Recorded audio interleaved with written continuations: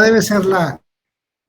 ese libro es muy bueno. De alguna manera le ayuda, pero en realidad el tema es bastante avanzado. No. Vemos, por ejemplo, aquí no se mira, no lo va a ver. Vaya, No. este esquema, del que está aquí, que no se ve, porque mucha luz, es uno de los que utilizamos con el tema de el flujo circular de la actividad económica. De hecho, esa visión en la cual ya no son sistemas, sino son subsistemas, esa parte es una fusión precisamente entre la teoría de los sistemas y la economía ecológica. Aunque hay algunos aspectos que hacen un poquito complejo entrar a estos temas desde el lado de la economía ecológica. Para efectos del curso y para el abordaje se hace más que todo desde la economía ambiental, la economía de los recursos naturales y la economía verde. Porque las desventajas que tiene el abordaje de estos temas desde el lado de la economía ecológica es de que en economía ecológica hay unos postulados en los cuales hacen muy complejo el funcionamiento como tal de la economía que la conocemos. Aparte ¿cuál es el principal problema? El principal problema es de que no están de acuerdo, pero para nada, con la sustitución de capital natural por capital producido. Pero eso es porque hay, de esos postulados que hablaba, hay algo que se llama sostenibilidad. Hay sostenibilidad débil, sostenibilidad media y sostenibilidad fuerte. Pero en economía ecológica el asunto es que mientras más fuerte es, menos permite la utilización de los recursos naturales. Por esa misma que no pueden ser sustituidos por capital producido. Ya. Eso es extremo. Los recursos naturales están para su uso y para el aprovechamiento por el ser humano desde el principio de la historia de la humanidad. Y eso y eso debería de mantenerse así todo el tiempo. Entonces, esa parte es mejor abordarla desde la economía de recursos naturales, por ejemplo, en el cual se pueden utilizar, pero deben imponerse límites o deben instrumentalizarse, bastante difíciles de digerir y son un poco avanzados para lo que ustedes traen de momento. Podría serle de utilidad para su lectura y posterior abordaje, pero para lo que estamos usando, únicamente su aplicación, y la vamos a ver en unos minutos, es por ese lado de esa fusión entre ecológica para explicar de una forma más clara la situación de la relación economía y ambiente. ¿Ya estamos listos? Sí, muchas gracias, Leca. No, con mucho gusto. Interesante, qué bueno que quiera iniciar en esa lectura. Ahí hay algunos libros muy, muy buenos. Este en particular es bastante comprensible, pero ahí le estoy jugando con ventaja. Entonces el tema es formación previa, por lo que podría resultar relativamente sencillo, pero lo induciría a una línea de pensamiento que en este momento no queremos abordar. Ok. Tal vez me pueda recomendar uno un poco más sencillo, Lick. Pero no de economía ecológica. Ese está bien. Para economía ecológica, ese es el idóneo. Ese está muy bien. Pero yo les recomendaría, o en su caso, si solo ustedes están con esa inquietud, empezar con una lectura diferente para después ir profundizando en estos temas con un poquito más de sustento. Ok. ¿Listos? Arranquemos, pues. Ya está en pantalla mi presentación. Aún no, Lick. En serio. Sí, licenciado, aún no se mira. ¿Por qué? A ver. ¿Y ahora? Ahora sí, Lick. Así, ahora sí. Sí, licenciado. Perfecto, excelente. Entonces, viernes 9 de febrero. Esto va rapidísimo. Se recuerdan que prácticamente no tenemos otra clase previo al examen y que su compromiso, el de ambos salones, fue que para hoy tendrían muchas dudas. Arranquemos. Bueno, ¿de qué empezamos hablando cuando iniciamos nuestras series?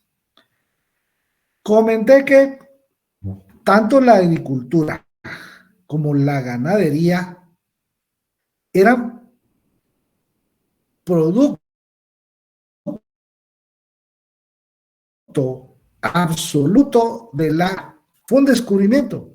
Si las plantas estaban ahí, cualquiera que sea su concepción respecto del origen del ser humano en este planeta, sea este creacionista o sea este evolucionista, lo que es innegable es que en el principio, en los albores de la humanidad, los primeros seres humanos que estaban acá en el planeta, estaban en medio de un auténtico paraíso terrenal, donde absolutamente todo era abundante, todo tenía una calidad ambiental óptima, los recursos eran de libre acceso y como la población era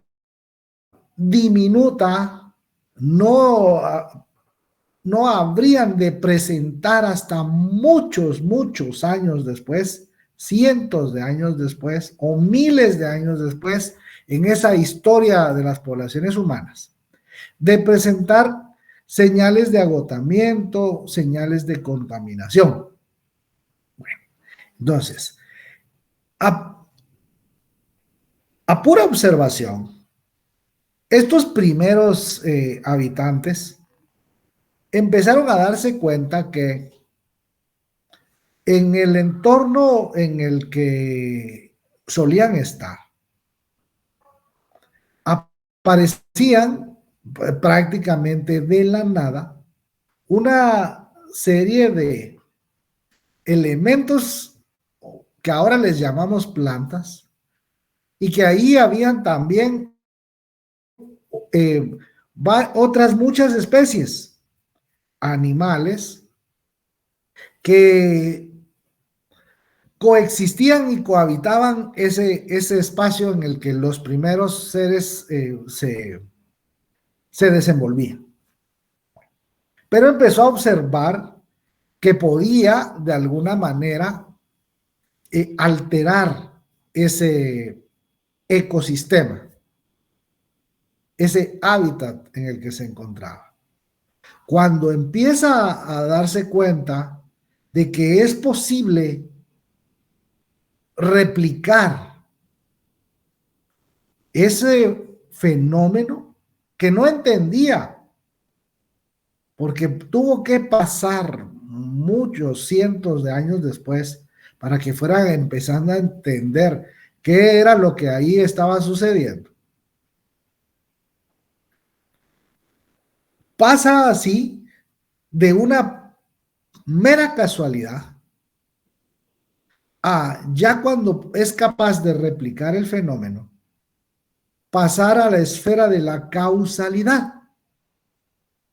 Es ahí cuando entonces estos originarios seres dejan de ser nómadas. Ya no era necesario estar únicamente de recolector cazador, agotando los recursos de un sitio, moviéndose hacia otro, y las poblaciones venían y seguían creciendo. Siempre el crecimiento de las poblaciones va a estar en función de la disponibilidad de los alimentos. Empieza entonces un ciclo en el cual, ya habiendo entendido de alguna forma cómo puede replicar ese experimento, empieza a generar sus propias subsistencias, y eso únicamente a través del dominio sobre las especies que le rodean. Pero eso no es en la línea del tiempo. Desde la corriente evolucionista, lo que nos hablan es de algunos elementos que estuvieron presentes en el paso de mono antropoide a lo que ahora conocemos como el Homo sapiens. Y principalmente lo aprendido en fundamentos teóricos de las ciencias económicas los lleva a ustedes al tema de la tríada homínida. Empieza por caminar erecto. Al caminar erguido sobre sus extremidades inferiores, automáticamente libera sus extremidades superiores. Y estas las empieza a utilizar para hacer otras cosas que antes no podía, porque con las 4 extremidades se movilizaba o incluso trepaba alguna. Libera sus extremidades superiores y ahí viene la segunda parte, los pulgares contrapuestos en cuanto a en las manos. Eso le empieza a dar otras posibilidades, y al encontrar otros usos para sus manos, empieza a estimular el crecimiento de sus redes neuronales. Exactamente lo mismo que ponen a hacer a los niños pequeños en los primeros años escolares. Los temas de motricidad fina y motricidad gruesa, hacer bolitas de papel, jugar con plastilina, o simplemente arrugar papel y hacer otro tipo de actividades. Esa motricidad va generando otro tipo de aptitudes y otro tipo de circunstancias que van haciendo que esas redes neuronales cada vez vayan creciendo más y se multiplica, y con ello surge la capacidad de hacer otras cosas. Surge el lenguaje, surge la tradición de la transmisión oral o visual de las cosas que pasan, de las cosas que acontecen en su día a día. La pintura rupestre es una prueba de ello. Y lo que se ve, cualquiera que sea la civilización que se analice en ese tipo de pinturas, en los temas de los papiros, en los códices, lo que encuentra son circunstancias de la vida diaria. Pero esa es una forma de transmitir el conocimiento. Entonces empieza con esa domesticación de especies y lo que hace es siempre desde este momento de acá, en el que con una herramienta ahora impresionantemente sencilla, pero un enorme salto cualitativo en cuanto a tecnología para ese momento. Si seguimos analizando esto desde el lado de la historia de la humanidad, seguramente aquí nos ubicaríamos en el periodo neolítico. Y hay dos circunstancias que cambiaron la historia de estos, de Mono antropoide a Homo sapiens. Uno es el tema del aparecimiento, la invención, el descubrimiento de la agricultura y la ganadería, y el otro es el tema del fuego. Estos dos factores sacaron de una etapa, de una era de poco avance a un salto cualitativo importantísimo, ya como herramientas para la producción o incluso como armas para su defensa, para cazar más, se fue agenciando de más bienes económicos que ya produce esto. Al afianzarse o al agenciarse de más bienes económicos, está en la capacidad de superar la cantidad de estos que puede comerse. Traspasa el nivel del autoconsumo y automáticamente aparece la economía con la figura del excedente económico. Entonces, este excedente económico es el que puede destinar al intercambio. Y ahí surge el trueque, ese intercambio simple que después empieza a complicarse porque tienen que reunirse demasiadas condiciones para que eso pueda seguir funcionando de una forma en que haya una percepción. Bueno, pero sigue este Homo sapiens en su devenir histórico y sigue dominando la naturaleza y creando nuevas máquinas y herramientas que le sirven para cada vez producir más y mejor. Y eso es desde siempre. En la actualidad, la búsqueda por producir más y mejor es la que hace que, en términos macroeconómicos, hace tiempo que se produce bastante más de lo que la humanidad completa está en capacidad de consumir. Pero ahora sabemos que los temas ya no son de producción, que son de acceso, y causas por las que las personas no logran acceder a los alimentos son muy variadas. Pero el tema parte de aquí, de la domesticación de especies a la producción de bienes económicos. Viene acá y este produce trigo, y acá hay encadenamientos productivos, hay clústeres en torno a un producto del agro que se convierte en harinas, después se convierte en materia prima para otros productos, y que involucra muchísimas actividades económicas.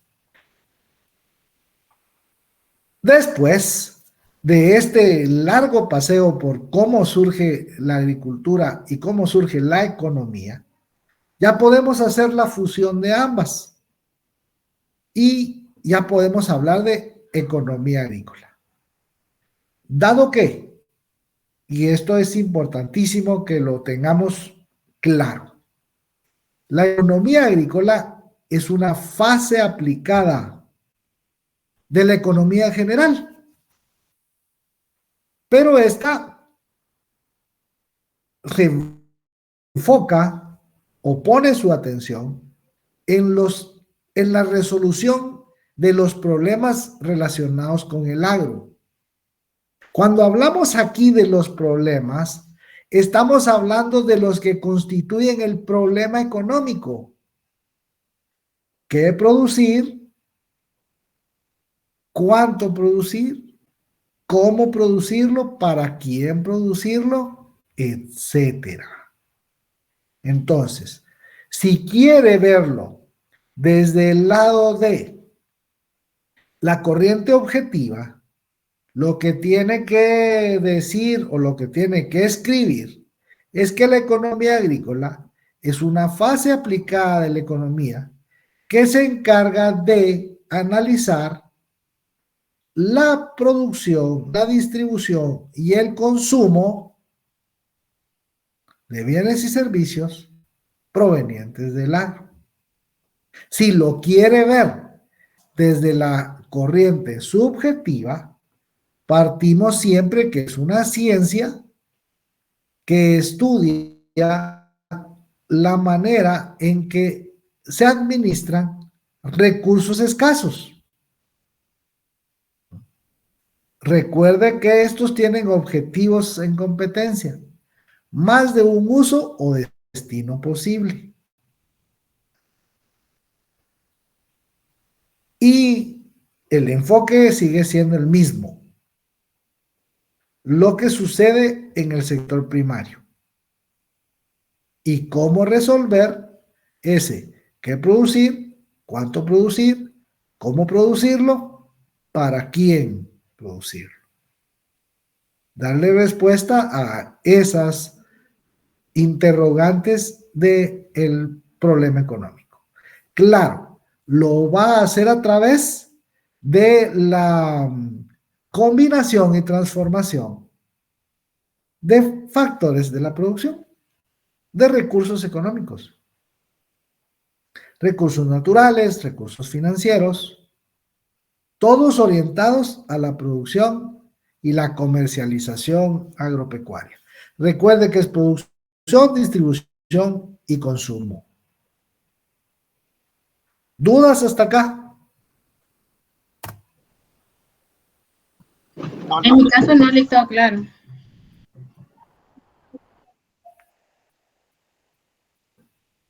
Noli, gracias. Muy bien. Sigamos entonces. Vaya. Hablamos respecto de este gráfico y comentamos que para su análisis, esto nosotros nos lo sabemos muy bien, dividimos la actividad económica en tres grandes sectores. El sector primario, agricultura, el secundario, industria, y el terciario, los servicios.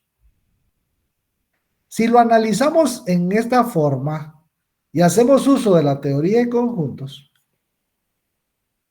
adentro de este marco que podría ser el país, esto es Guatemala, se producen todos los bienes y todos los servicios durante un año.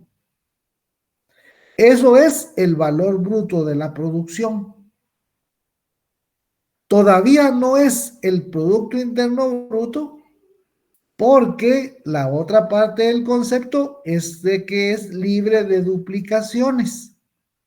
Las duplicaciones están acá, en las conjunciones que se dan entre los sectores, a las que identificamos como consumo intermedio.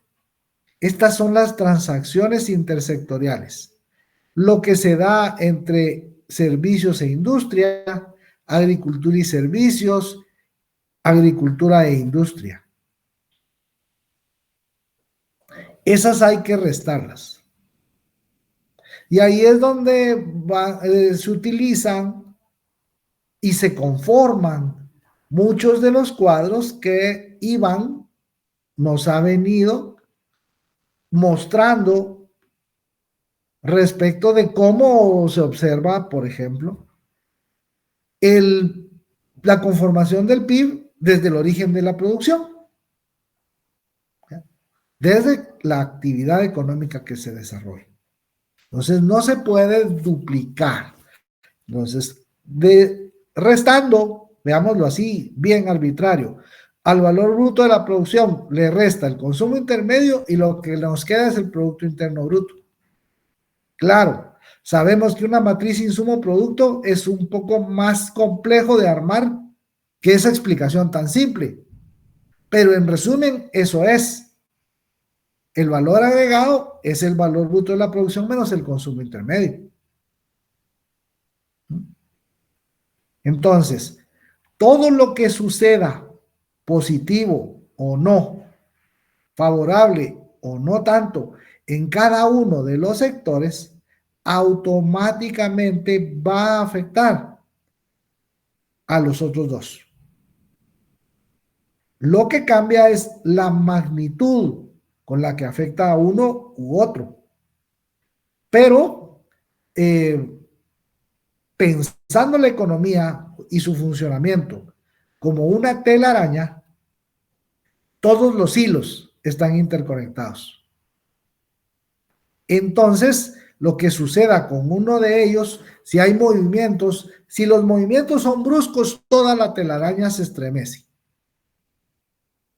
Si hay movimientos suaves o medios, estos pueden ser shocks económicos o extraeconómicos, de todas maneras se va a mover. A veces podría resultar imperceptible o podría verse, por ejemplo, una variación interanual a la baja, pero muy pequeña para alguna variable macroeconómica.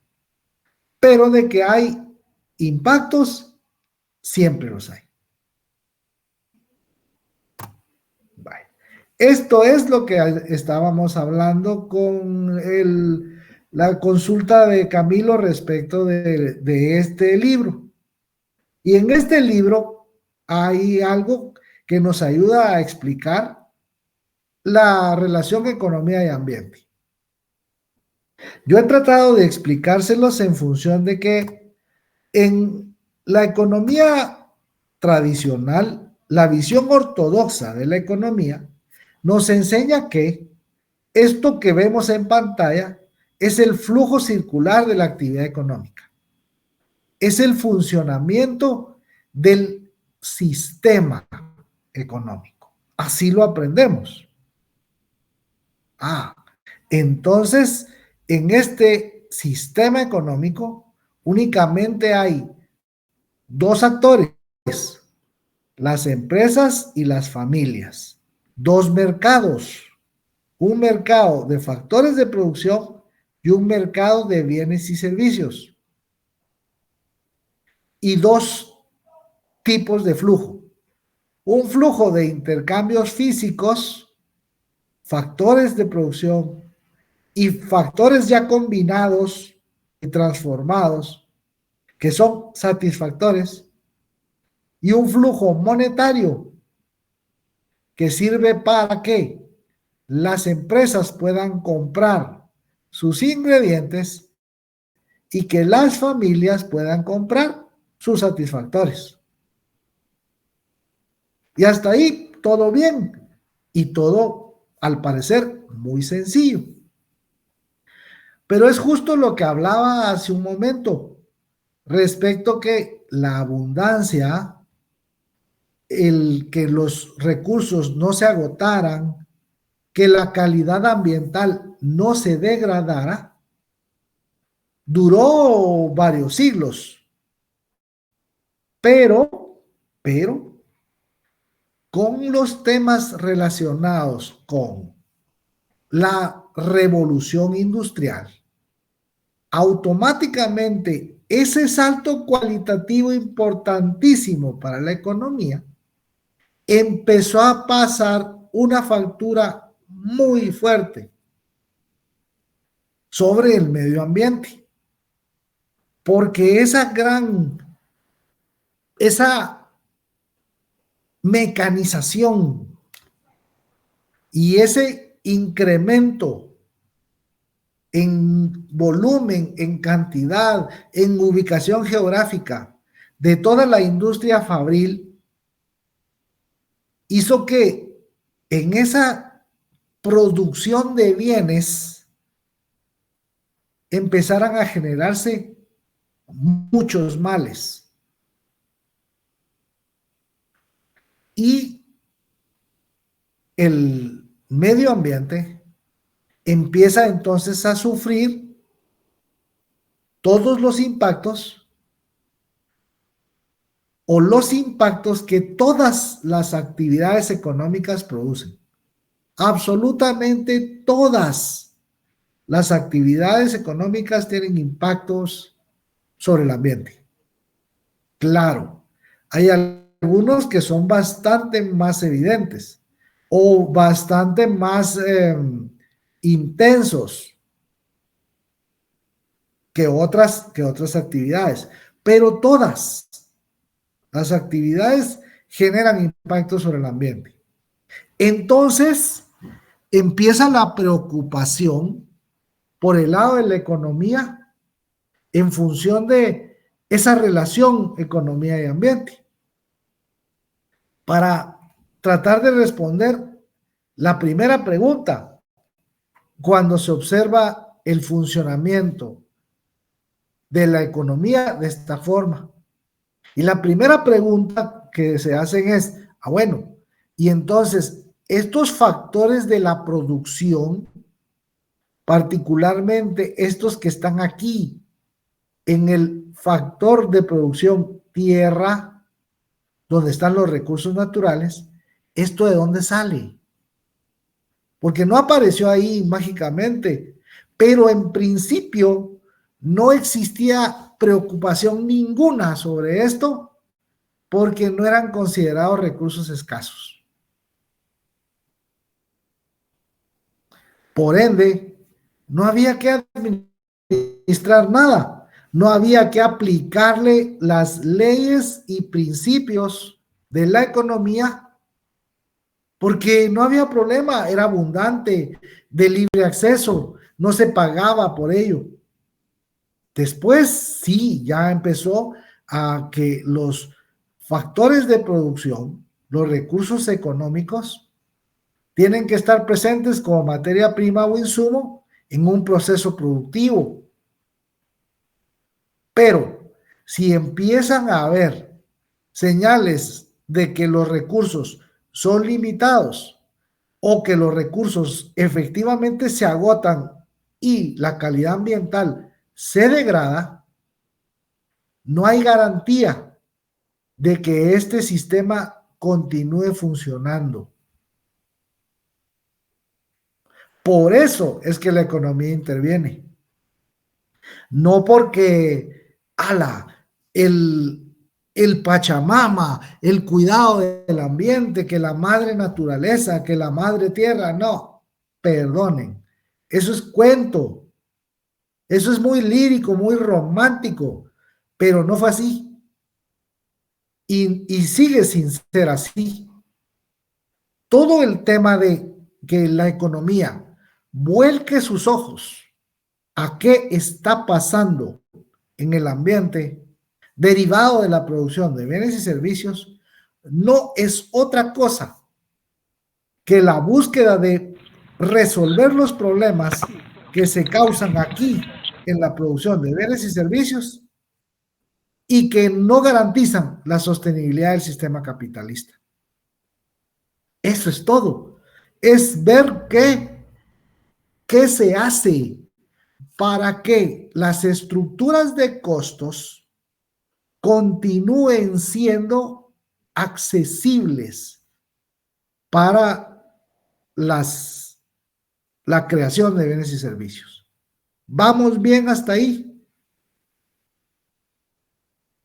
Sí, licenciado. Chile, al momento sí, gracias.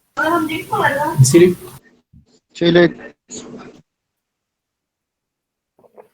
Ok. Entonces, en esa búsqueda de encontrar soluciones a ese deterioro, ese desgaste, esa pérdida de la calidad de los recursos naturales, el propósito es que las estructuras de costos no se vean afectadas. Porque si tiene que descontaminar el agua, si tiene que descontaminar el suelo, si tiene que descontaminar el aire, esos son costos que no estaban pensados, pero que son producto de esto que sucede acá. En esta parte, esto es el planeta Tierra. Y el planeta Tierra es la biosfera, la esfera de la vida, donde estamos todos. Y donde aquí, ahora sí, en función de la teoría de los sistemas que se aplica para las ciencias naturales y en función de la economía ecológica, se determina que no es un sistema la economía como tal, sino es un subsistema que coexiste con otros dos aquí en la biosfera.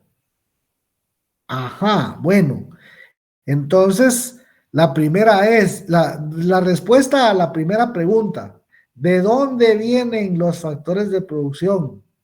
Particularmente el factor tierra. La respuesta es de la base natural, del medio ambiente, del que acá conocemos como subsistema natural.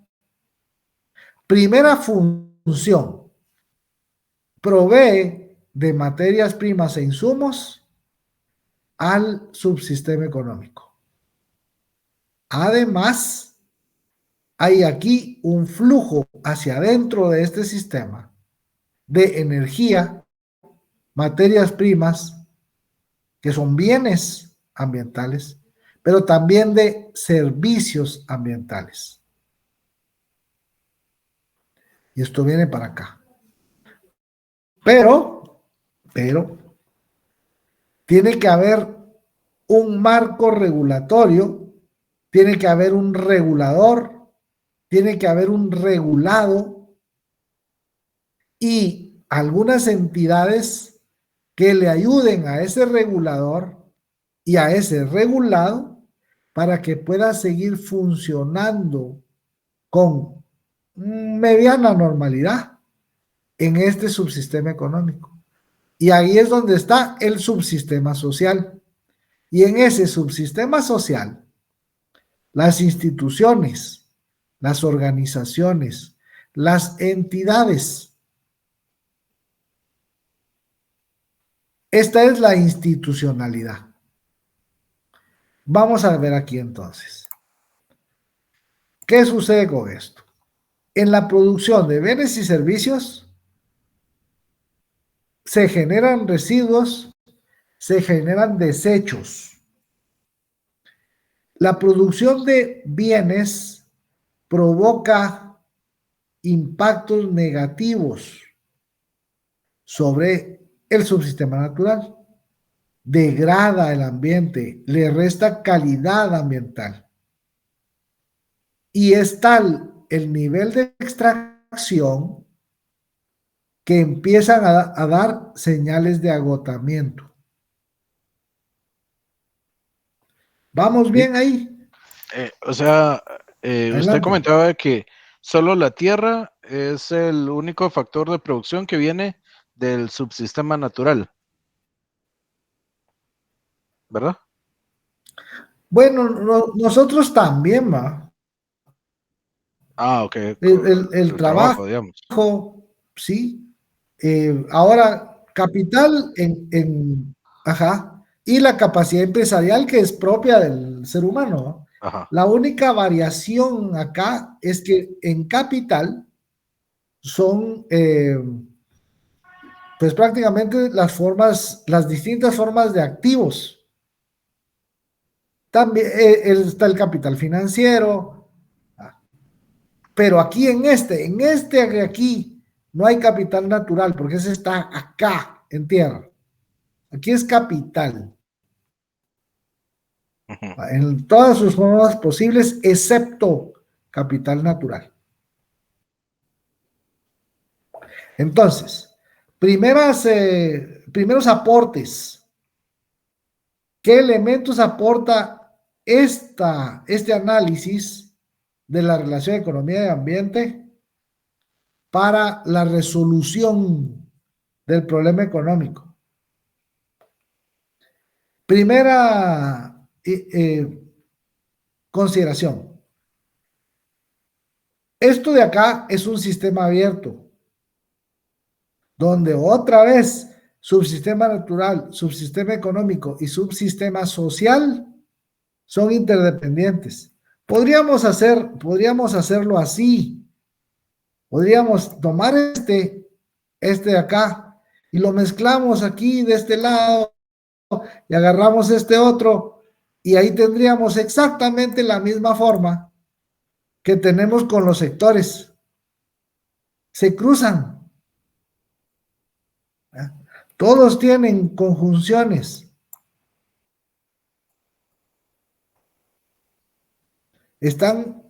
Son interdependientes.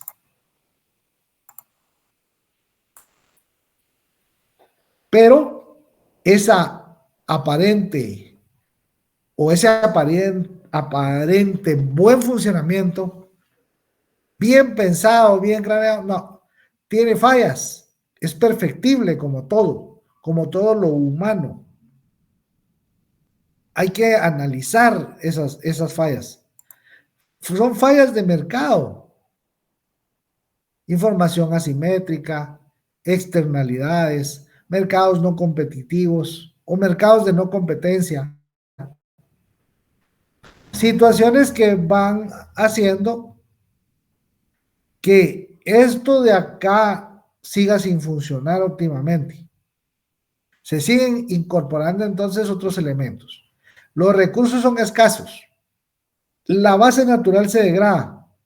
Y si los niveles de explotación, si los niveles de extracción de los recursos naturales, renovables o no renovables, los segundos es muchísimo peor, porque una vez empieza su ciclo de extracción, esos automáticamente empiezan a agotarse.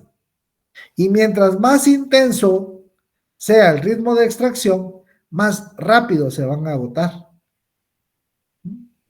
Mientras mayor es la producción de bienes y servicios y los flujos de residuos y desechos no se tratan, la calidad ambiental se degrada. Siguiente consideración. Los flujos no solo son los flujos físicos y el monetario. No. Hay acá dos importantísimos. El primero es la provisión de materias primas, energía y servicios ambientales. El segundo es la situación resultante de esa producción de bienes y servicios. La generación de residuos, la generación de desechos y la degradación y el agotamiento. Sí tenemos clara la diferencia entre residuos y desechos, ¿verdad?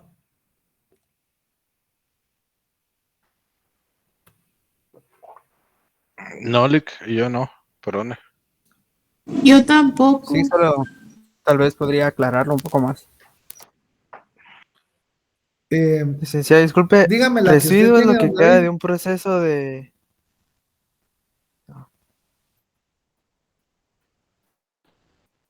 Ya lo estaba Ajá. explicando ahí Emilio, Lick.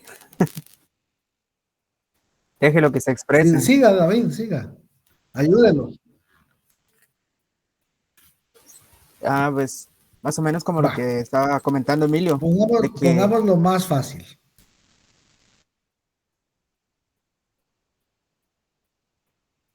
Adelante.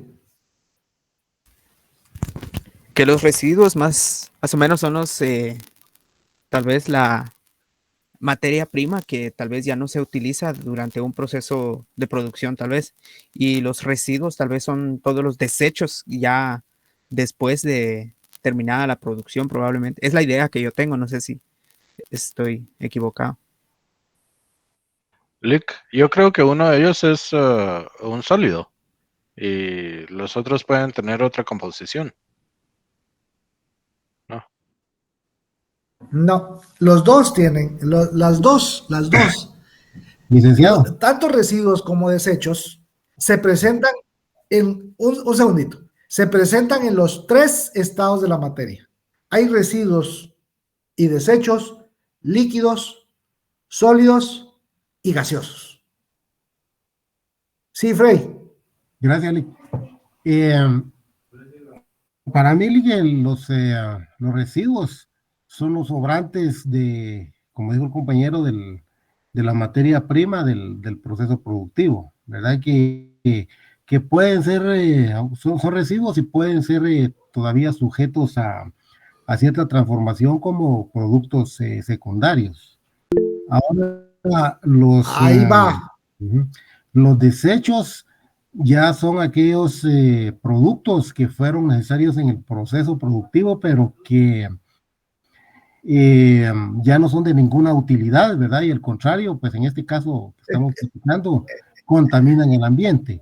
Yo tengo ahí un ejemplo, digamos, de la caña de azúcar, ¿verdad? Que se hace todo el proceso para sacar el azúcar y sale un desecho que le llaman cachaza, que es una especie Ajá.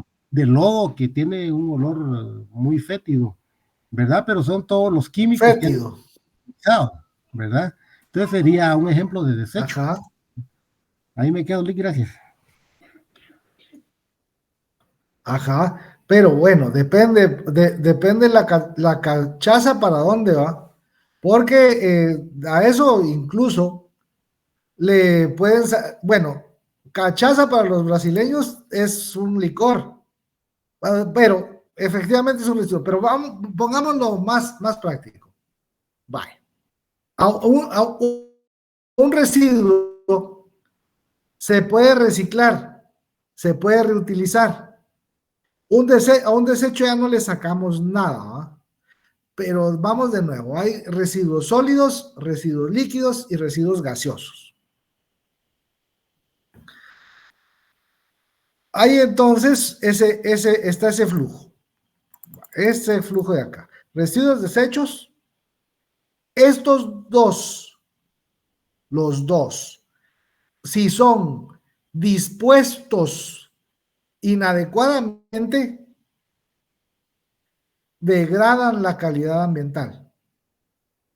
Si no son reciclados ni reutilizados, los residuos, el agotamiento de la base natural es mayor y más rápido. Dos ejemplos de estos, así rapidito. Por ejemplo, los envases, estos envases conocidos como PET, las botellas de plástico en las que compramos agua gaseosa o agua pura. Usualmente, todo el mundo los mete en la bolsa y los revuelve con el resto de la basura. Pocos aunque ahora cada vez se ha incrementado más, tienen la costumbre, la sana costumbre, y ya va a ser obligatorio separar.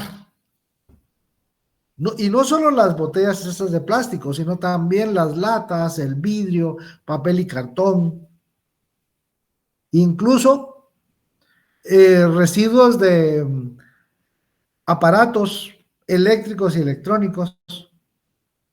Esos son residuos. Y todos ellos son materias primas que se pueden reutilizar en muchas cosas. No necesariamente para la misma actividad económica.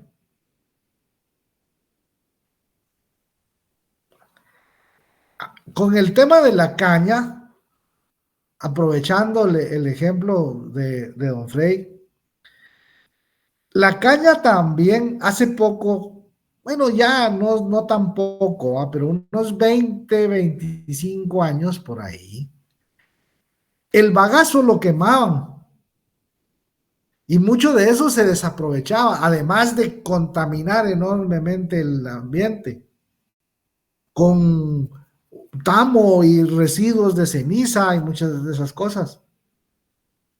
Se siguen limpiando suelos con rosas, quemas, pero el tema del bagazo ahora se mete en las turbinas. El que descubrió eso fue un pero super genio y los ha hecho ganar millones, cientos de millones.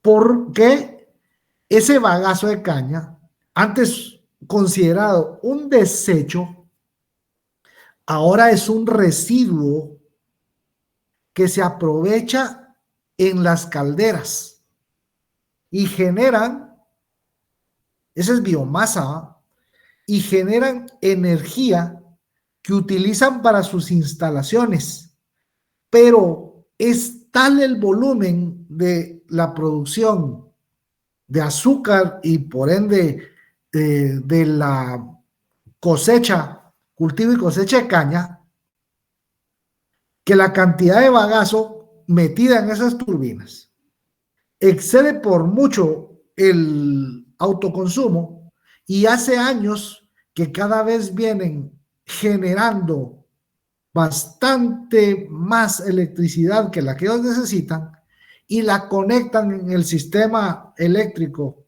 el sistema nacional interconectado. Eso ha hecho que el precio, por ejemplo, del kilovatio hora en Guatemala sea muy estable, a pesar de que no todo el tiempo, no todo el año se puede producir la misma cantidad con renovables, particularmente hidroeléctricas. Bagazo de caña ha venido a suplir eso. Y eso es producto de este tipo de análisis. Y lo mejor de eso es de que el enfoque es estrictamente económico. Lo mejor para ellos, porque eso es una actividad increíblemente lucrativa. Ahí le sacan el jugo literalmente a toda la caña, a todo. El desperdicio, el desecho es mínimo. Si todavía hay algo que se pierda, tal vez ese tema de la cachaza. Pero ahora, igual que sucede aquí, muchas actividades económicas han implementado mecanismos como producción más limpia, en la cual se cambian, hay algunas variaciones en los procesos, no necesariamente que tienen que ver con la incorporación de tecnología de punta, sino cosas muy sencillas, como trampas de grasa, como coladores, filtros, como reciclar el agua, que les permiten disminuir sus emisiones de desechos, líquidas, sólidas o gaseosas, hacia el ambiente. Pero previamente encontrar una forma mejor, su función de producción óptima para reducir el desperdicio. Y al reducir el desperdicio,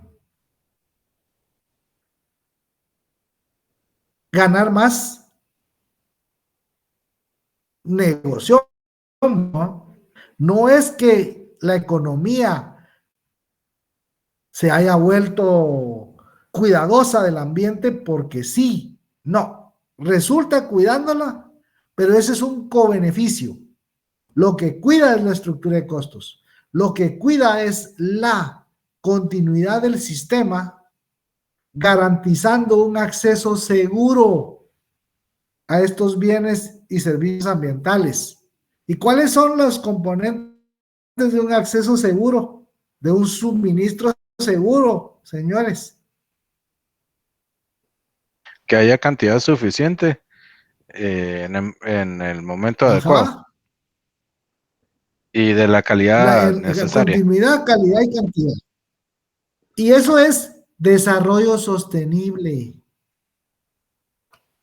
Que se puedan utilizar los recursos de tal forma que se garantice calidad, cantidad y continuidad de estos recursos naturales para las generaciones que vienen. Eso es, no es otra cosa. Es la economía actuando, buscando soluciones para solucionar, valga la redundancia, o la rebusnancia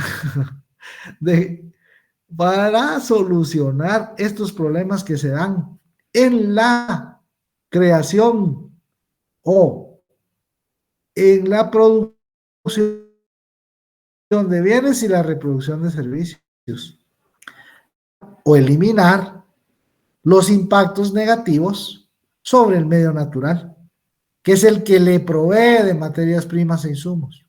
Cada vez que se recicla, mientras más se recicla, hay menor necesidad. Demanda puede ser incremental, pero hay menor necesidad de extracción de materia prima virgen, cualquiera que ésta sea: agua, celulosa, minerales, por ejemplo, petróleo.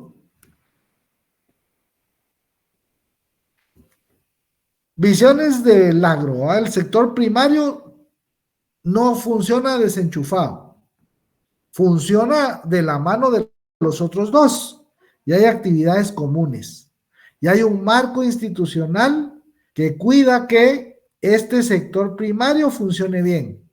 Ahí está el MAGA, con otras unidades, con otros agentes públicos de apoyo. Ministerio de Ambiente, Consejo Nacional de Áreas Protegidas, Instituto Nacional de Bosques, Universidad de San Carlos, que están aquí, que funcionan aquí. También hay otros actores no públicos, gremiales, Cámara del Agro, por ejemplo, institutos de investigación, que se encargan que esto que se llama institucionalidad sirva como sombría para el funcionamiento del sector agropecuario, teniendo en consideración que las entidades públicas únicamente pueden hacer lo que la ley les permite, lo que su mandato les da, mientras que los no públicos pueden hacer todo aquello que la ley no les prohíba. En esto que se llama institucionalidad, hay una cancha, hay jugadores y reglas para un desempeño medianamente adecuado o muy adecuado del sector agropecuario. ¿Dudas?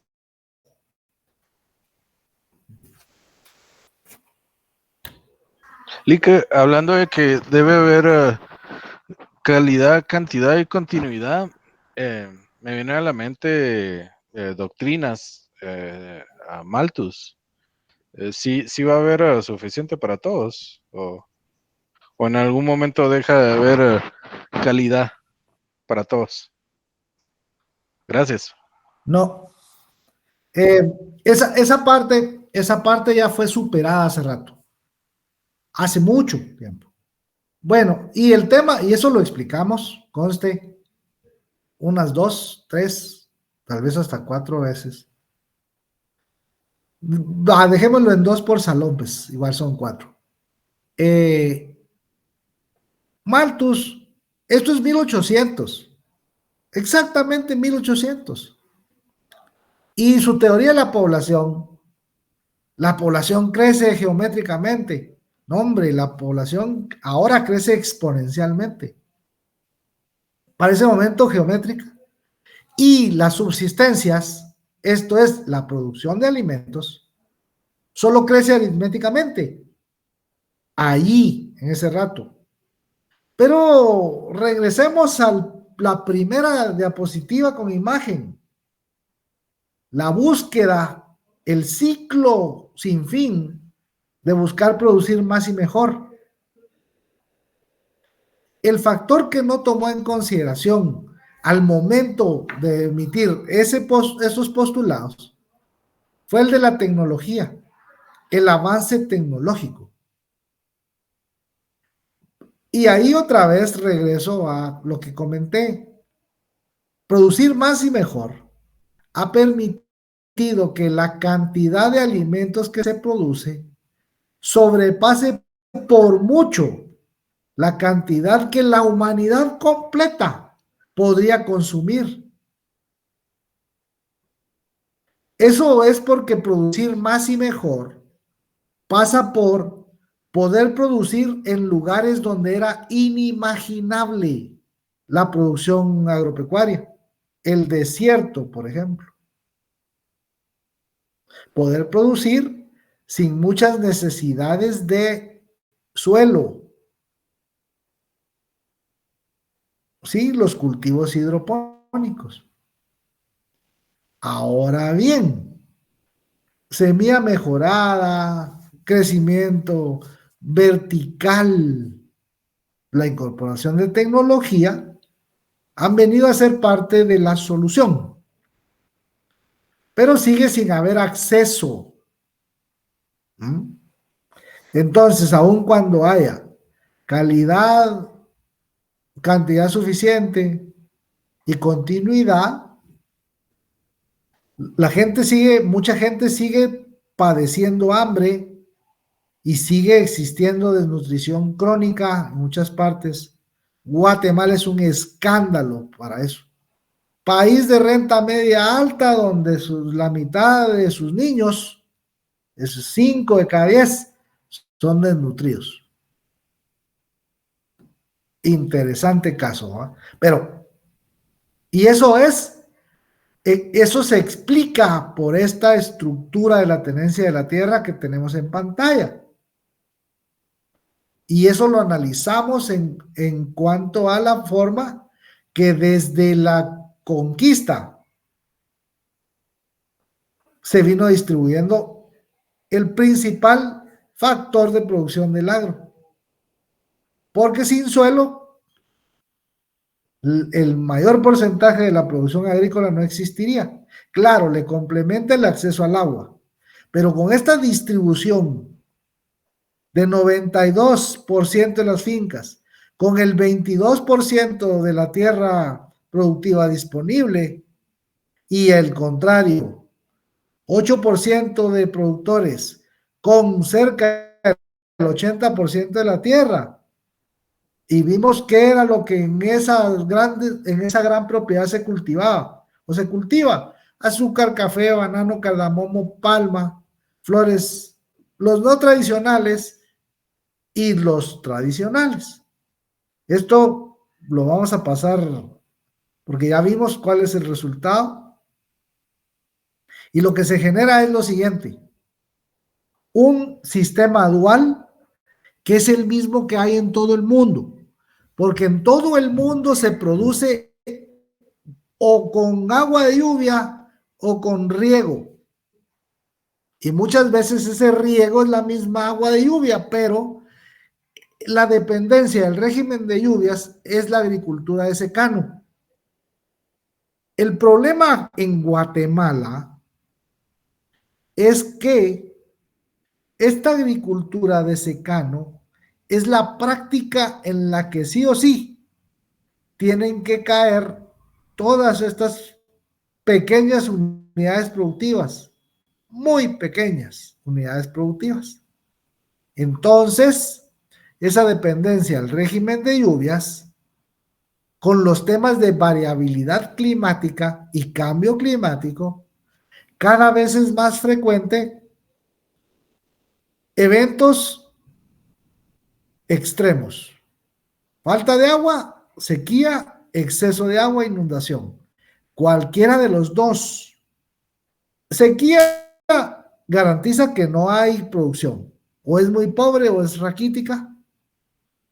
Y las inundaciones, dependiendo de la fase del ciclo en la que vaya, también la producción se puede perder.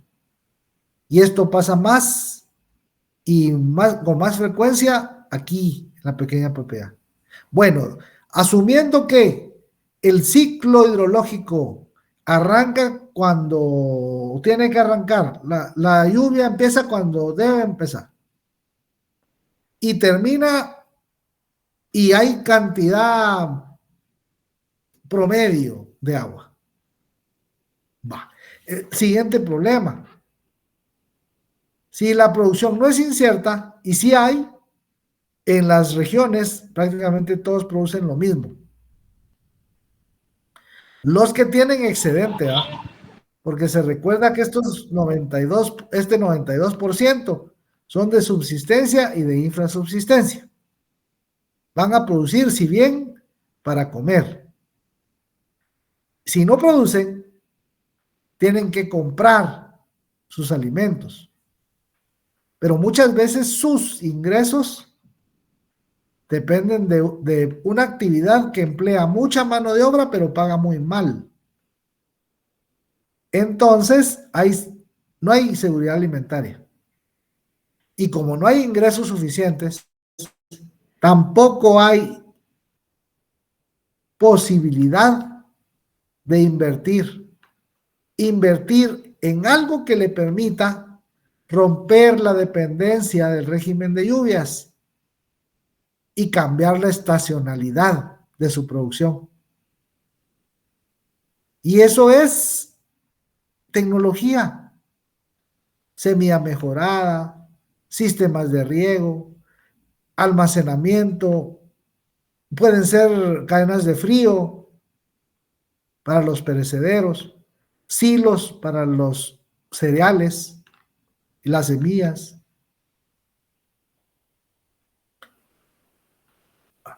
El crecimiento poblacional hace que cada vez las unidades productivas se fragmenten más. Hicimos un cuadrito que empezaba grande y paraba como que era papel milimetrado.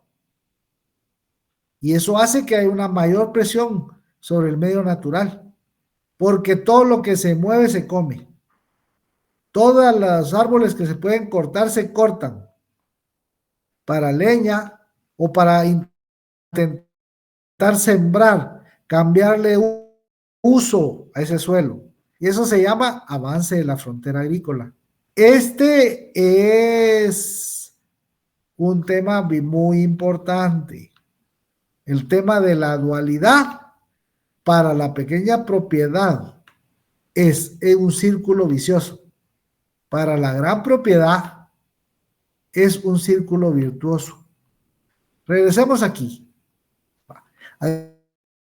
Agricultura con riego y agricultura con secano. Pequeñas extensiones, depende del régimen de lluvia, incertidumbre en la producción, bajos retornos, no hay inversión, no hay inclusión de tecnología para crecimiento vertical y ya no es posible en muchos lugares ampliar el área productiva y tampoco hay crecimiento horizontal. Y si sí, esa ampliación de la frontera agrícola y trae consigo otro montón de problemas. Las unidades pequeñas no pueden rotar suelos ni rotar cultivos. Los suelos se desgastan, ya sea por el deterioro natural de la erosión o porque no descansa. Y lo que pasa es que al final le cae la ley de rendimientos físicos marginales decrecientes. Por lo que, para intentar producir lo mismo con una calidad de los suelos muy deteriorada, la estructura de costos ya cambió. Le va a tener que poner de todo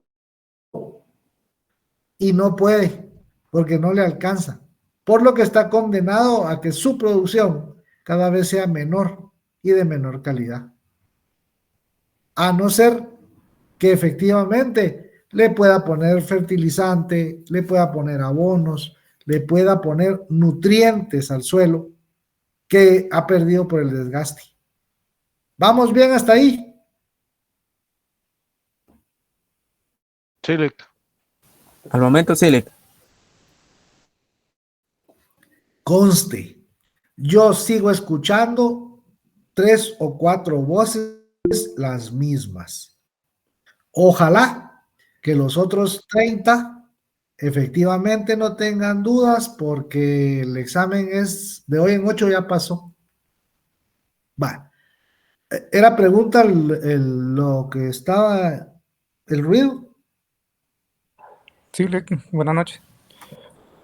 Tengo una pregunta en Adelante. cuanto a los residuos. ¿Eso a nivel país tiene algún impacto negativo sobre la economía?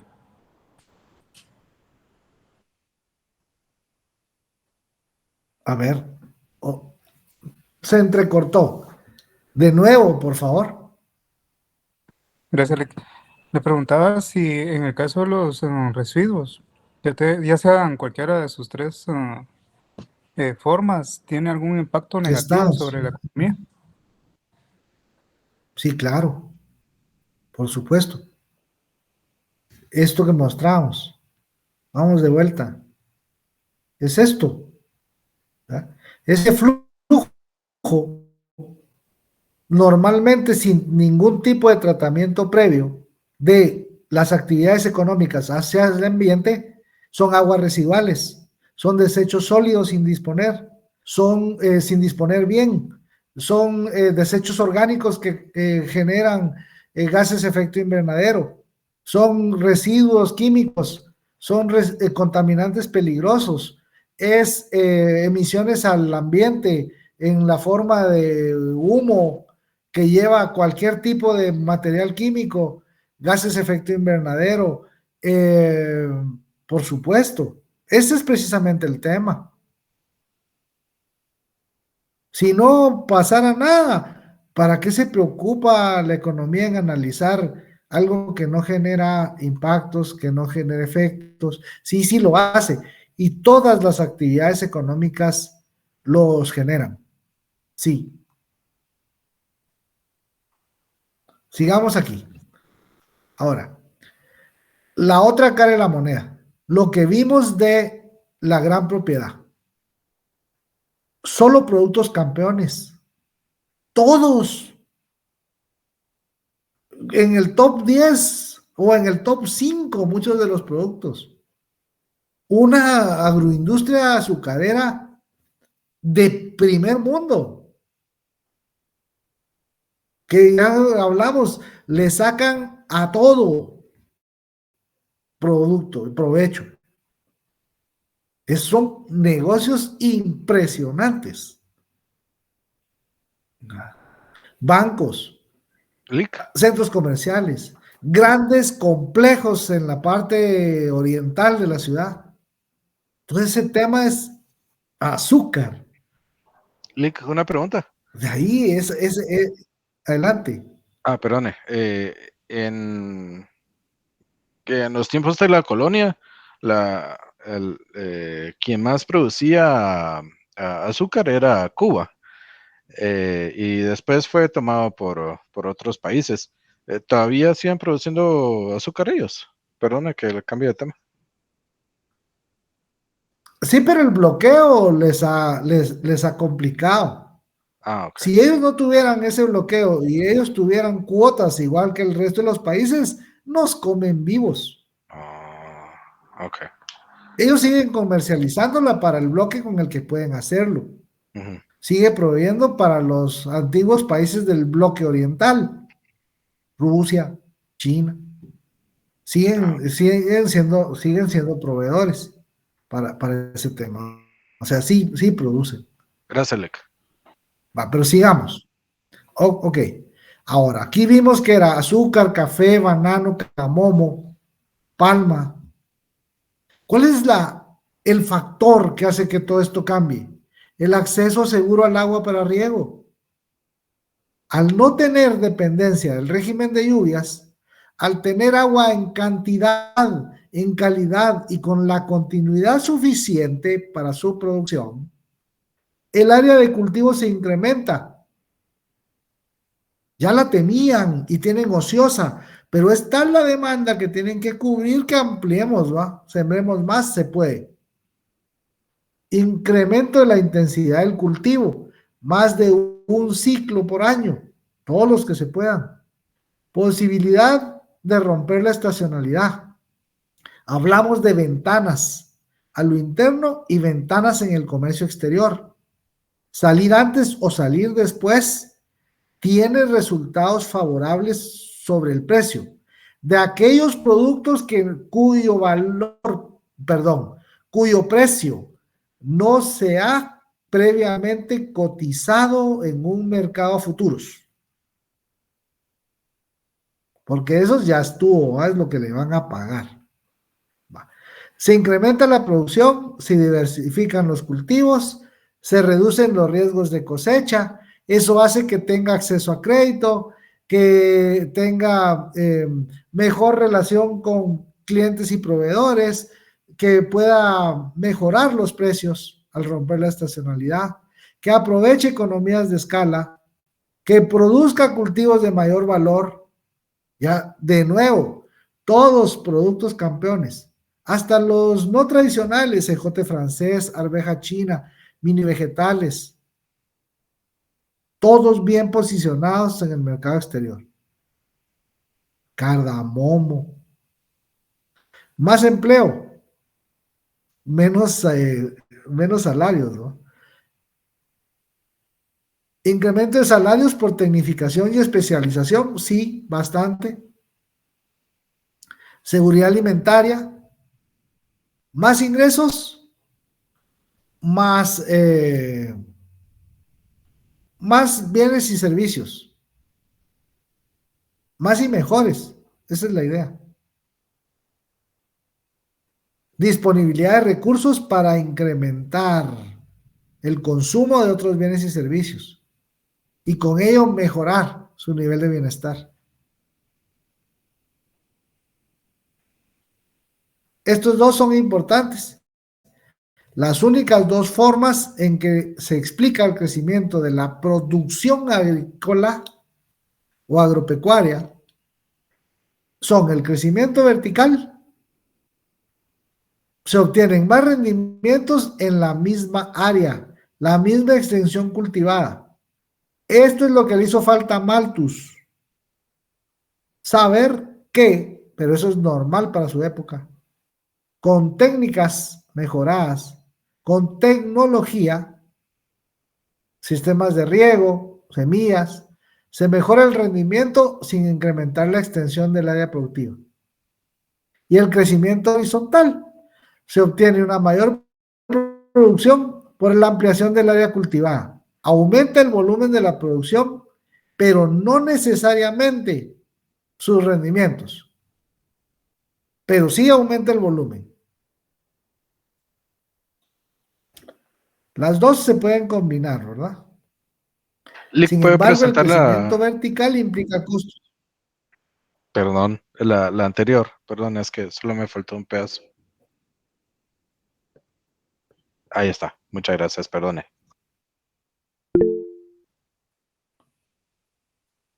Adelante. Y buenas noches, licenciado. En este caso, el tema que estaba tocando, entiendo yo que es más que todo para la agroindustria, ¿verdad? No para la agricultura tradicional, para la implementación de tecnologías y la adquisición de todos esos nuevos Aquí está la beneficios. explicación. Eso que usted está comentando es el último párrafo de esta diapositiva. ¿Sí? Si no tienen rendimientos suficientes, no tienen ingresos, no tienen alimentos. Si no tienen ingresos, no pueden tener inversiones. Si no pueden tener inversiones, no pueden romper la estacionalidad. Van a seguir produciendo con secano, con toda la variabilidad climática existente. Cada vez este círculo vicioso va a ser más complicado. Porque cada vez la población crece y la población en pobreza sigue incrementándose. Y esta parte es fundamental. Cambiar esto. ¿Cómo? Acceso seguro al agua para riego. Políticas públicas. Ahora vamos a la última parte. Con esto ya no nos vamos a pasar mucho tiempo porque es lo que vimos ayer. Entonces, si le toca analizar la importancia del sector agropecuario en la economía del país, estos son los puntos que tiene que tocar, pero los tiene que desarrollar bien. No me va a salir con, sí, alimentos directos e indirectos, vaya, mercado local, participación en el PIB. No, no, no, no. Este es mi punteado, este es mi buleteado. Sobre cada uno de estos explicamos ampliamente. Y su compromiso hoy era traer dudas. Y yo no oigo a mucha gente preguntando. Dentro de una semana, espero que no hayan arrepentidos de no haber preguntado en el momento en que debían hacerlo. Reitero, nosotros estamos aquí para facilitarles esto. El preguntar, el mostrarse interesado, es su obligación. La disposición está, pero yo no veo que haya mucho como gana de preguntar primero, ni como hay demasiada apatía en esta sesión.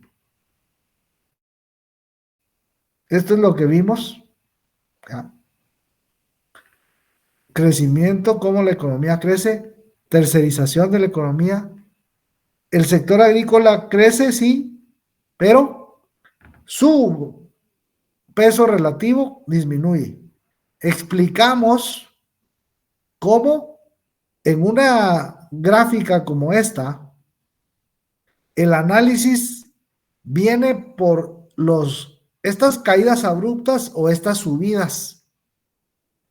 Estos incrementos tienen que tener explicación. Y aquí está relativamente fácil. Este es el año de la pandemia. Nos regresamos para acá y vemos que el crecimiento entre 2019 y 2020 para el sector servicios es prácticamente ninguno. Para el sector industria tampoco. Agricultura sí. Se tiene que seguir comiendo. Pero sube en participación porque estos disminuyen su peso relativo. Particularmente este de acá, servicios, porque las restricciones a la movilidad de personas y de mercancías hacen que el servicio de transporte, que el servicio de alojamiento, que el turismo y viajes disminuyan. Y todos esos servicios.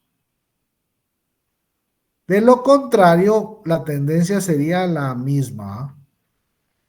Una economía tercerizada, donde no hay un desarrollo industrial adecuado o suficiente para que haya una apuesta de desarrollo distinta.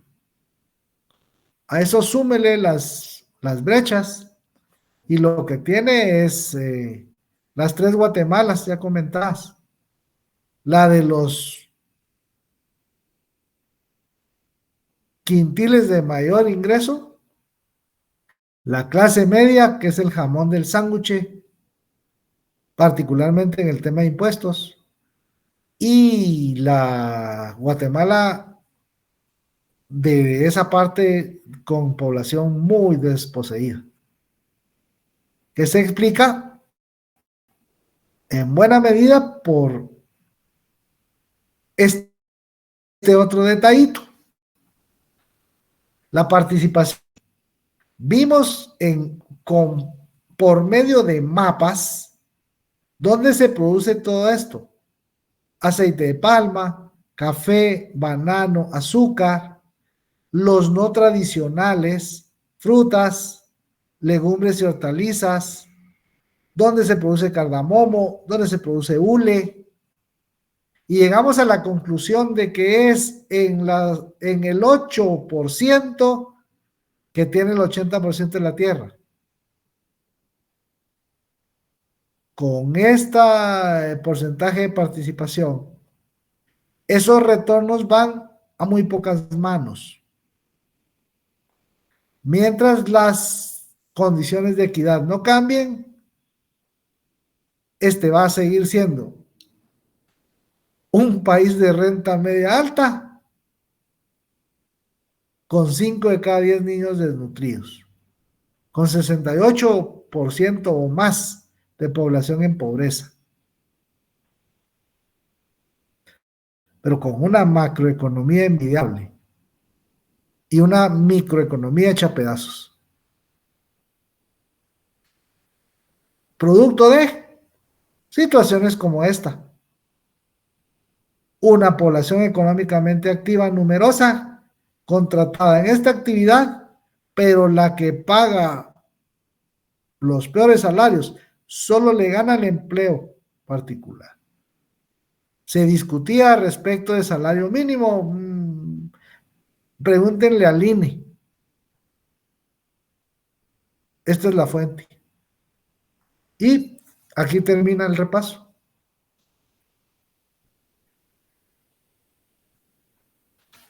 ¿Dudas?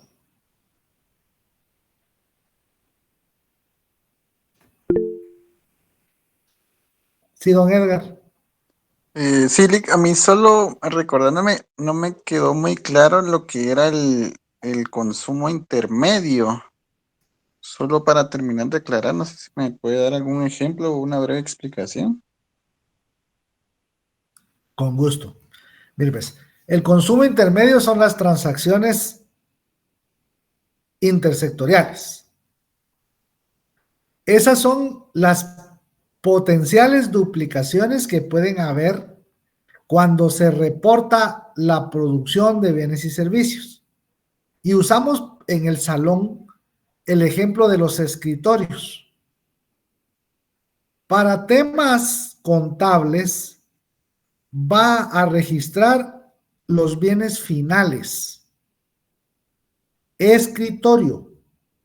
Sin embargo, para producir los escritorios, utilizó madera, utilizó metal, utilizó piezas de plástico, de hule.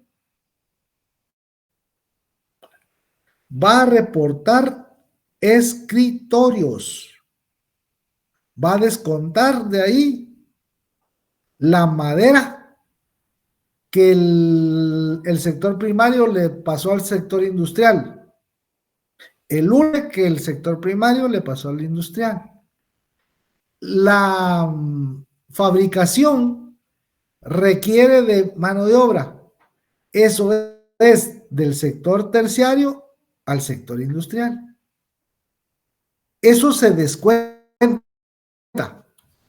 porque no puede decir que produjo pasteles y después reporta que vendió harina, huevos, leche, royal, vainilla, fresas, crema, por separado.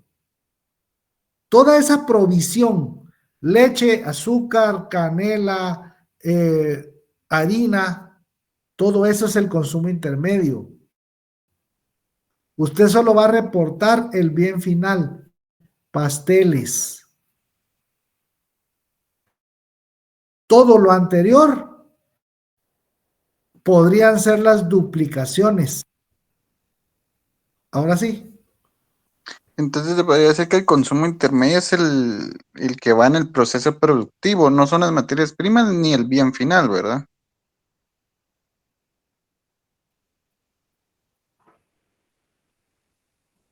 No. Ahorita está inventando un concepto bien raro. A ver, pues, ¿cómo Perdón, así? no sé si me, Va, no me va de nuevo. Es el consumo Va de nuevo, va de intermedio. nuevo. El consumo intermedio son las materias que se utilizan para crear el bien final. Así de simple, creo. No, no exactamente. Algo de eso hay, pero el tema no es, el tema no es en cuanto a la situación física. El tema es la situación contable. Estamos hablando de cuentas nacionales. El PIB son cuentas nacionales. El valor bruto de la producción son cuentas nacionales. El valor bruto de la producción, vámonos de vuelta aquí. Este nos va a servir. Venga. Aquí está. Este es. Vaya. Esto es Guatemala. Este cuadrado con las líneas redondas. Esta es la cuadratura del círculo. Esto es Guate. Y en Guatemala en un año se producen bienes y servicios.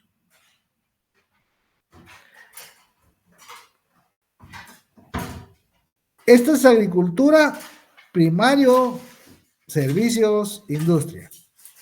Todos estos funcionan interconectados, ¿verdad? Aquí, en la materia prima, pero es contable que la agricultura le vende a la industria, esas son transacciones intersectoriales. Eso es consumo intermedio. La industria requiere de servicios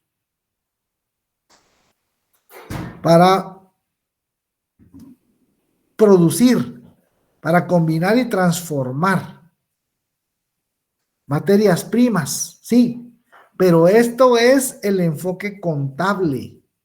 Al valor bruto de la producción de escritorios hay que restarle el valor de los insumos que usó para armar escritorios, porque no lo puede sumar. Usted vende pasteles y lo que factura son pasteles.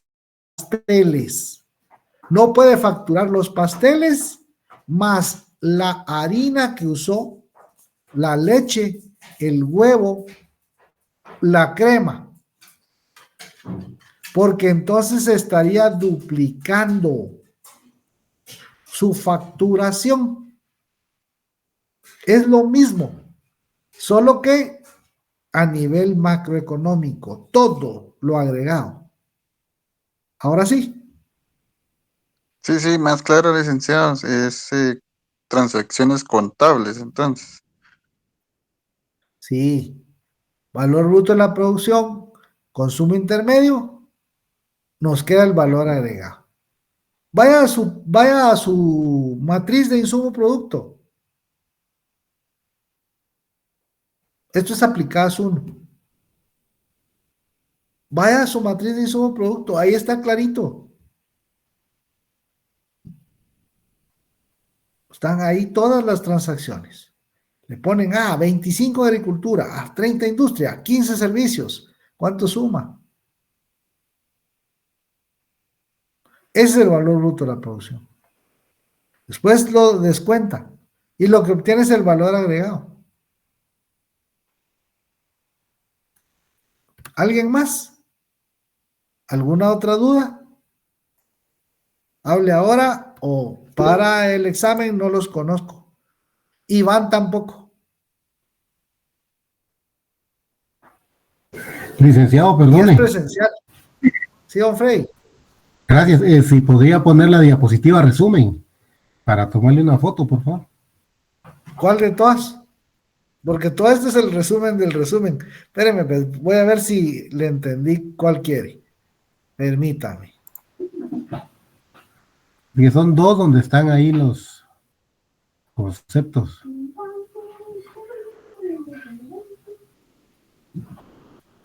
A ver. Es que este es resumen. ¿No? Ahí se pasó. Este también. El siguiente de ese. No es ese. Entonces. Hay otro por ahí que sacó casi de último. Está bueno. Ese creo que era el que pasó. Esto. No, el anterior. No El sé. que tenía. Ese, Eli, gracias. Vaya. Ahí estamos, gracias, Eli. Muy amable. Muy bien. ¿Alguien más? ¿O algo más?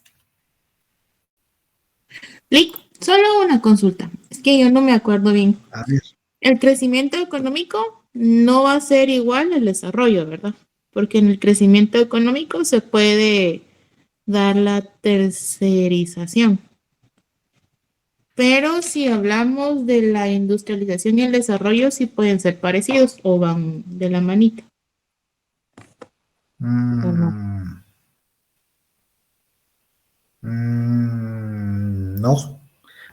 Algo hay de eso. Vamos pues, otra vez. Crecimiento económico es una condición necesaria para que los países alcancen mejorar su nivel de bienestar. Pero tiene que estar acompañado de una mejor distribución de las rentas y de los retornos que la actividad económica genera. Eso es equidad. Crecimiento económico sin equidad nunca va a poder alcanzar desarrollo. Muchos de los países que se han desarrollado, lo que han hecho es reducir su nivel de dependencia del sector primario industrializándose. Porque cuando se industrializan, obtienen productos con mayor valor agregado, con precios mejores.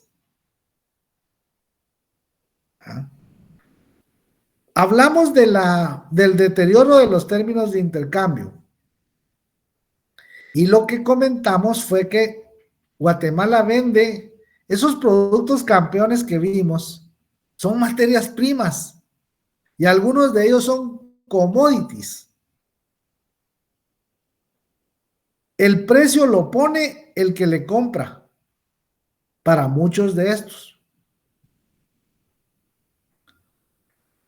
Resulta que el que le compra sus productos es su socio comercial y muchas veces es el mismo que le vende, pero él le vende productos industrializados, bienes industrializados, bienes de capital, maquinaria, equipo, herramientas que usted necesita para poder satisfacer algunas necesidades. Pero ese precio lo pone el vendedor. Y como es el mismo, tenemos doble pérdida. Nuestros términos de intercambio se deterioran porque nos compran tan barato como pueden y nos venden tan caro como aguantemos. En esas condiciones, que la economía crezca en función de los servicios no cambia los resultados de la ecuación. Porque no hay un auténtico crecimiento ni de la industria ni de la otra parte que viene amarrada. Un crecimiento real de la clase media. Brasil, Rusia, China, India, Sudáfrica, los BRICS actuales y los de los 70s finales y principios de los 80s, incluso llegando a los 90s. Los NICS, NICS, nuevos países industrializados, por sus siglas en inglés. Ahí están metidos los tigres asiáticos. Singapur, Corea del Sur. Eran economías que en los 60s y 70s eran muy similares a las de Guatemala. Pero su apuesta al desarrollo, Corea del Sur, por ejemplo, se basó en salir de la dependencia del agro e industrializarse. Además, hizo algo muy importante. Constituyó una generación de sacrificio. Esa generación de sacrificio la mandó a tecnificarse, a especializarse, le pagó becas y le consiguió trabajo en el primer mundo, con la condición de que sus remesas, el 50% iban para el Estado y un 25% para su familia, de manera que ellos se quedaban viviendo donde estuvieran con el 25% de su salario. Pero eso sirvió para replicar el modelo. Y Corea del Sur le dio un cambio a su historia a través de esos dos factores. ¿Es posible? Sí. El tema es ver a qué se le apuesta. Pero si el 50% de la población económicamente activa está directamente ligada al agro, pero como jornalero o peón, ¿cómo a qué tipo de apuesta al desarrollo le tiramos? No se industrializa, y hay industria ligera, hay agroindustria exitosísima, pero retornos capturados, concentrados en muy pocas manos. Ahí no hay como para dónde. Sí, Baker. Gracias, licenciado. Fíjese que yo tenía un comentario respecto del tema que usted está mencionando, de que los países industrializados, por ejemplo, ahorita China, había visto en las noticias de que tienen un problema ahorita, no sé cómo, no se me viene a la mente, al respecto de los inmuebles. Ellos viven en los metros cuadrados más caros. A comparación de, por ejemplo, acá en Guatemala, puede haber una familia campesina, pero tal vez tiene un par de cuerdas de tierra a pesar de que no Ajá. viven con la mejor asistencia social, se podría decir, pero por lo menos tienen algo un poco, quizás un poco más de facilidad, a comparación de lo que está pasando ahorita en China, de que es mucha la industrialización y el crecimiento poblacional, de que los metros cuadrados para vivir son los más caros. Pero aquí pasa lo mismo. Estamos hablando de metros cuadrados para vivir. Va. ¿Cuánto? Vea anuncios de cuánto cuesta un piso, un apartamento de 40 metros cuadrados en uno de esos complejos de condominio en cualquier parte de la ciudad. Camino a la Universidad de San Carlos, en la zona 12, en el área de la Reformita, hay una torre de apartamentos y los apartamentos tienen 40 metros cuadrados y el precio de contado es 700,000 quetzales. De contado. Si se mete al financiamiento para comprar uno de esos y lo compra a 25 años, usted para pagando cerca de 2 millones de quetzales por esos 40 metros cuadrados. Es exactamente lo mismo. Y es lo mismo en todas partes. Por eso es de que, y ese también es crecimiento vertical, solo que inmobiliario. No hay propiedad horizontal. Pero ese es otro tema. Porque ese no es suelo productivo, ese es suelo habitacional. ¿Se aclara un poco eso, Baker? Sí, licenciado, muchas gracias. Aparte también quería agregar de que ellos, por ejemplo en China, en el documental que había visto, supongamos que sean 40 metros cuadrados aquí en Guatemala, equivalente a 700,000.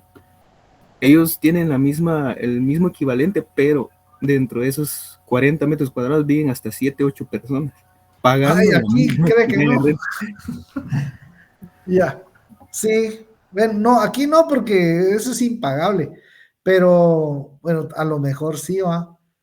Habría que verlo, Baker. Pero esa parte es, recuerden que la tierra es igual que cualquier otro factor de producción o cualquier otro recurso económico. ¿Cuál es la característica? Que tiene más de un posible uso o destino. Entonces, por eso es de que es importante que las municipalidades tomen con seriedad los temas de ordenamiento territorial. Los planes de ordenamiento territorial deberían marcar cuáles son los diferentes usos que se le puede dar a la tierra, dependiendo de dónde esté ubicada esta primero y de cuál es la aptitud mejor para esos suelos. Aquí la producción agrícola es impensable, ¿va? No se puede, habría que esto, pero sí pueden ser bodegas, o sí puede ser edificio de apartamentos, y eso en cada municipio, y que hayan áreas bien delimitadas para la producción agrícola, y eso va a depender de acceso a agua, pero también a otros recursos esenciales. Esa parte es compleja. Vamos a tratar un poquito de eso, pero cuando veamos renta de la tierra. De momento solo nos vamos a quedar con un tema a medias y solo vamos a causar más confusión. Yo lo dejo ahí. A ver, ¿alguien más?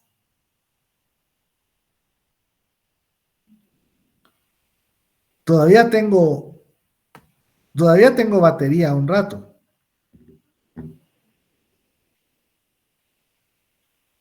Eso de que es viernes y el cuerpo lo sabe, sí lo sabe, pero todavía aguantamos otro cachito. ¿Dudas?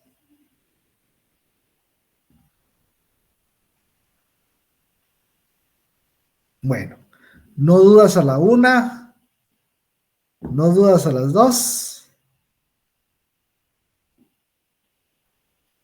Que tengan un buen fin de semana. Espero que haya sido de utilidad. Sí, Isabel.